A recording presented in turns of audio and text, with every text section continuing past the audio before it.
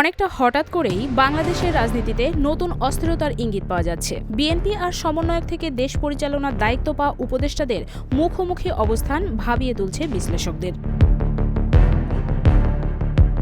BNP মহাসচিব মির্জা ফখরুল ইসলাম আলমগীরের মন্তব্যকে ঘিরে উপদেষ্টা নাহিদ ইসলাম আরেকটা এক সরকারের ইঙ্গিতের কথা বলে ফেসবুকে দীর্ঘ একটি পোস্ট দিয়েছেন। তার এই পোস্টে তিনি বিএনপির ব্যাপক সমালোচনাও করেছেন। নাহিদ ইসলামের পোস্টটি আসিফ মাহমুদ সজীব ভুঁইয়াও শেয়ার করেছেন। এদিকে জাতীয় নাগরিক কমিটির আহ্বায়ক নাসির উদ্দিন পাটোয়ারি সম্প্রতি বিভিন্ন গণমাধ্যমে মন্তব্য করেছেন, বাংলাদেশে এখন জিয়াবাদ ফিরিয়ে আনার চেষ্টা চলছে। জিয়াউর রহমান তথা বিএনপিকে নিয়ে নাসির উদ্দিন পাটোয়ারির এমন মন্তব্য নিশ্চিত করছে যে দলটির সাথে সমন্বয়কদের দূরত্ব ক্রমশ বাড়ছে। নাহিদ ইসলামের দীর্ঘ পোস্টটি পড়লে যে কেউ অনুমান করতে পারবে এখন আর বনিবনা হচ্ছে না বিএনপির সাথে সমন্বয়কদের আর সমন্বয়ক থেকে উপদেষ্টা পরিষদে স্থান পাওয়া আসিফ ও নাহিদের। একবার চোখ বুলিয়ে নেওয়া যাক নাহিদ ইসলামের দীর্ঘ পোস্টটিতে।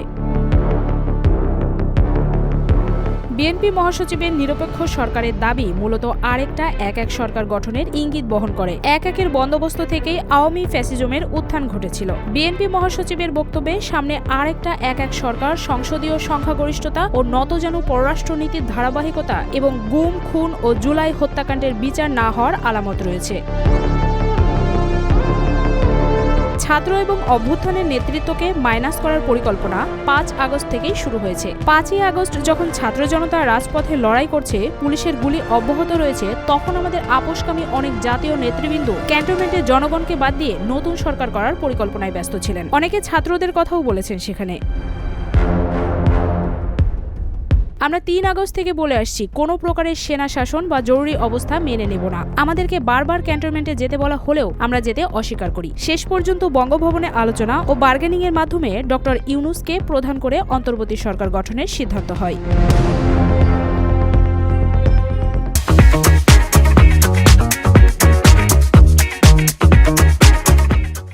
আমরা চেয়েছিলাম ফ্যাসিবাদ বিরোধী রাজনৈতিক দলগুলো ও নাগরিক সমাজের সমন্বয়ে একটা জাতীয় সরকার। জাতীয় সরকার হলে ছাত্রদের হয়তো সরকারে আসার প্রয়োজন হতো না। জাতীয় সরকার অনেকদিন স্থায়ী হবে এই বিবেচনায় বিএনপি জাতীয় সরকারে রাজি হয়নি। কিন্তু অভ্যুত্থানের পরেই দেশে জাতীয় সরকারের প্রয়োজনীয়তা সবচেয়ে বেশি ছিল। অথচ বিএনপি জাতীয় সরকারের কথা বলছে সামনে নির্বাচনের পর। ছাত্ররাই এই সরকারের এবং বিদ্যমান বাস্তবতার একমাত্র ফ্যাক্টর, যেটা একের সরকার থেকে বর্তমান সরকারকে সম্পূর্ণভাবে আলাদা করে। বিএনপি কয়েকদিন আগেই -2 এর আলোচনা করলেও এখন ক্ষমতায় যাওয়ার পথ সুগম করার জন্য নিরপেক্ষ সরকারের নামে আরেকটি এক সরকারের প্রস্তাবনা করছে। এ ধরনের পরিকল্পনা গণতন্ত্র ও জাতীয় স্বার্থের বিরুদ্ধে যাবে এবং ছাত্র জনতা কোনোভাবেই এটা মেনে নেবে না। এবং আমি মনে করি এটা বিএনপির বিরুদ্ধেও ষড়যন্ত্র। আর এই সরকার জাতীয় সরকার না হলেও আন্দোলনের সব পক্ষেরই অংশীদারিত্ব রয়েছে এবং সব পক্ষই নানান সুবিধা ভোগ করছে। সরকার গঠনের আগেই ৬ আগস্ট অ্যাটর্নি জেনারেল এবং পুলিশের আগের আইজি নিয়োগ হয়েছিল, যারা মূলত বিএনপির লোক। এরকমভাবে সরকারের ওপর থেকে নিচ পর্যন্ত নানান স্তরে বিএনপিপন্থী লোকজন রয়েছে। নির্বাচনের নিরপেক্ষতার কথা বললে এই বাস্তবতাও মাথায় হাত রাখতে হবে।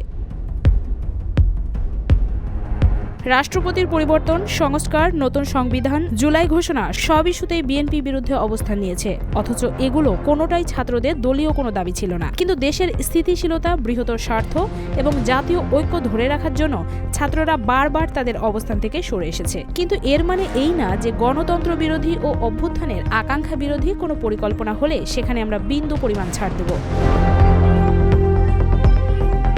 আওয়ামী লীগ বিষয়ে ভারতের প্রধান দলগুলোর মধ্যে ঐক্য সম্ভব হয়েছে, অথচ বাংলাদেশে আওয়ামী লীগ বিষয়ে আমরা ঐক্য করতে পারিনি। বাংলাদেশকে দুর্বল করা সহজ, কারণ বাংলাদেশকে সহজেই বিভাজিত করা যায়।